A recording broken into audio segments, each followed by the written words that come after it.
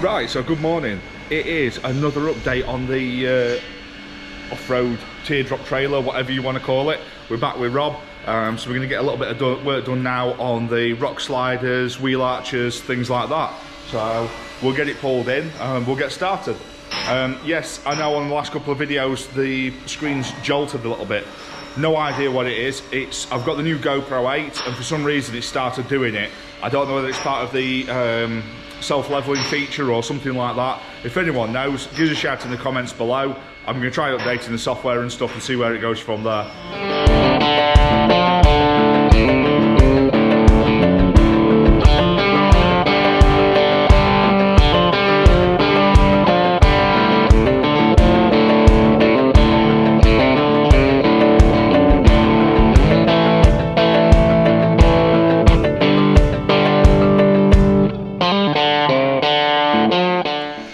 Right, so this is the exciting bit now. This kind of, once this is done, it's the biggest jump kind of thing, because at the minute, we've just got a basic kind of rough bit of primer on there. What I'm going to do is I'm going to look at either Raptor coating, or there's a local company close to me that does an equivalent of Raptor as well. So I'm going to look at both of those, but once these rock sliders are on, I can just give everything a full coat. The only thing missing from it will be the big aluminium box on the front, which I've got to look at sourcing. So yeah, this is, in the next week or two, this should look pretty substantial. From there, it's just a case of fitting the thing out and adding all the little bits that he wants, like the custom water tanks, the electrical system, and the cupboards. So yeah, it's all easy from there. And it looks proper. Once you get that coat of paint on, it kind of looks right, if you know what I mean. At the minute, it looks like I've dragged something out of my garden that I've homemade. You don't really appreciate the thousands of pounds that are already sat there. Loads of people that are looking at these, they kind of don't get where the money is, but when you start to look at a decent Sankey now, you're not going to get under 500 quid. You've got extend the chassis, you've got another 500 quid. You've got put the space frame on it, you've got a couple hundred quid in wood to ply it out, you've got 100 quid, 200 quid in insulation to go in there. You've got the composite that goes on the sides. You've got best part of well, between 500 and a grand, depending on the side of your trailer. You've got the doors. The doors are a few hundred quid each. Yeah, and then you're going to want to put some different wheels and tyres on it as well. So you're looking at what, another 500 quid there. So it soon adds up to be a good few £1,000s. So I remember the first one of these I ever did, and people were saying like, "I'll give you 800 quid for it," like it was made out of chipboard or something that I'd screwed together. And they're just not that easy. And I know people do make them out of wood and stuff, and yeah, that's great if you want to do that, but for what we do, going down the lanes and stuff, you've seen what it's like when you get two pieces of wood, you screw them together at the corner, you get the far edges, you kind of lever it in and out, in and out, that it soon elongates that kind of, the screw hole and everything, and it's flimsy and falls to bits. My theory on that, it kind of, going off-road, bouncing about, side to side, wobbling, all that lot, he's going to do it to the wood. So I know there's strong ways of doing it, it's just not as longer lasting. It's not going to have the lifespan or anything like that. I've built these before. The first ever one wasn't quite as strong as these, and there was a little leak on one of the seams. Lesson learned. They're all beefed up now, so yeah, it's you do it how you want, like, but I'm doing it stew strong, so. Before I get too far, Rob's email, we've got it now. It's in the previous video. It's also in the description box below. So yeah, if you want any fabricating done, proper fabricating done, he's the man to go to. Don't think he's going to do DIY welding rates or anything. All this stuff doesn't come from nothing. It's expensive gear, so be realistic on it. He is a professional.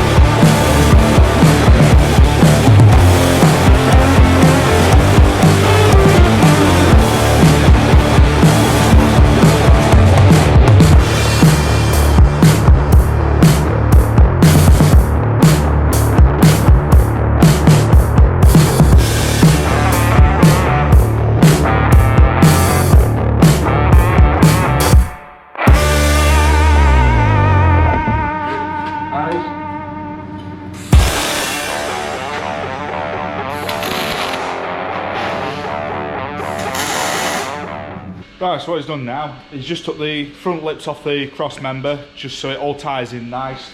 He's angled the front bit, so basically, if we're going through some tight ruts and stuff, and there's a tree there and something, if the front corner hits, it kind of pushes out the way or pushes the trailer away from the tree. I'm not saying Stu's impatient, but that's why we're making this thing Stew Strong. So don't forget, hashtag Stew Strong. Yeah, he's coming on. So what he's done is he's built the front section, he's built the back section, and then he'll just make the bit in between. And Stu only wants checker plate on the actual wheel arch bit itself and not the other two bits. So yeah, we've got the thing rolled in, we'll get it offered up, get it tacked on. Then once everything's tacked, Rob can go at it. So it's coming along. Look at that, a welder did something. Did a good job of there, Rich, to be quite honest with you, mate. Since I ain't got a clue what I'm doing, I usually use a stick welder and just stick metal together. I'm not a professional fabricator like you, but I'm actually quite impressed that I did something. Very well, mate. Did very well. Very well indeed. I'm going to come again if you give me that kind of praise. Rob's side's not so bad. I mean, he nearly got it as good. I mean, he only used a third of the weld and a third of the grinding discs that I did, but you know, one day he'll get there. I'll be able to use as much as Richard.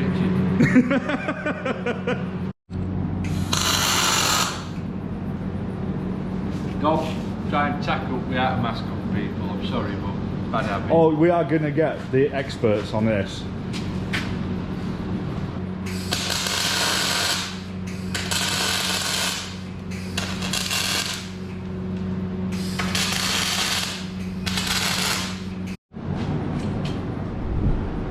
Right, so it looks a bit odd at the minute because obviously there's gaps and things everywhere, but hopefully you can see where we're going with this. It's a little bit hard to see because at the minute we've still got this diddy little wheel on. So what he's doing, he's getting a 265/75/16 to match all of our vehicles, his vehicle, everything like that. So again, the wheel's going to be bigger. Not only that, the wheel's wider and it's going to go on a 30mm offset rim, so it's going to be wider again. So actually, that tyre there is going to come all the way to the edge of this. Reason that is one, it makes the trailer more stable, and two, if you're off-road, that will then, if that rim and tyre's the same as his, the axle width's the same as his, so it'll track absolutely perfect in all the ruts and things, so it's easier to tow. And also, the wider it is, the easier it is to see in your mirrors when you reverse. That's why I hate narrow track trailers. So on an older video I had experts telling me how there was cracks and stuff in this and it was no good. But really, if you actually look, you can see it's got a million years of military paint and Raptor and things like that on it, and obviously as it's welded, it's just lifted a little bit. Blew over the whole thing with primer so it doesn't rust in my garden. And as for these bits, these are just braces over the top of the weld anyway. This is actually welded to here, and these are plates on additional as well, just for extra strength. But now, the cracks that you spotted with your expert eye, they are just literally old bits of paint that's flaked back up from the heat.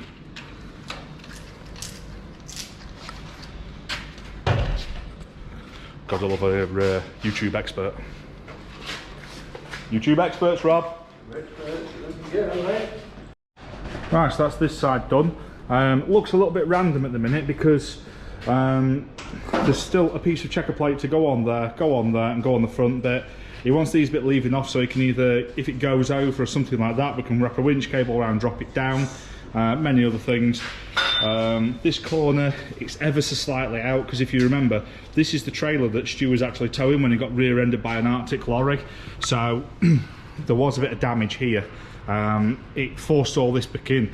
We've pulled it out as best we can and plated it and stuff, but this corner is still a little bit out, so even though we made that true, we had to adjust it in a little bit to compensate for this back of this chassis being ever so slightly bumped. I say bumped, 44 ton bumped, but